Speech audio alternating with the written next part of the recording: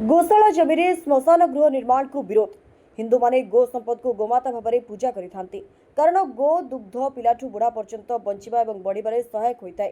तेबे गोमातांको पई उद्दिष्ट जमी एवं गोशाला पई संरक्षित गोचक जमी को किछि मुस्लिम लोकंक द्वारा श्मशान गृह प्रतिष्ठा को नहीं ग्राम में असंतोष देखा मिली।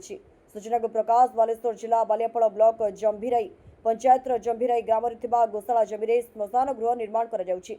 फलगे ग्रामर किछि गोप्रेमी निर्माण को विरोध करने सहित असंतोष प्रकाश करिसेंति।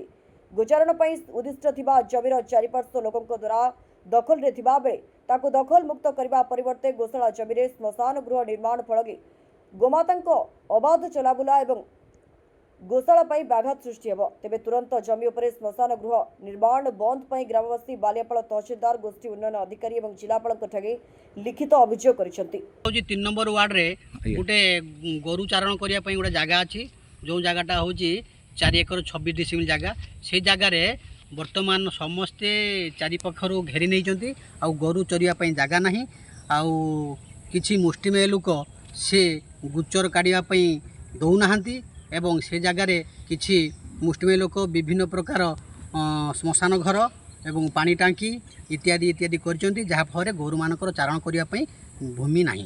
तेणु गोरु माने जाई चाष जमी उपरे आक्रमण करुचंती एवं चाष जमी नष्ट करुचंती जहा फरे ग्रामर किछि लोक विरक्ति प्रकाश करुचंती।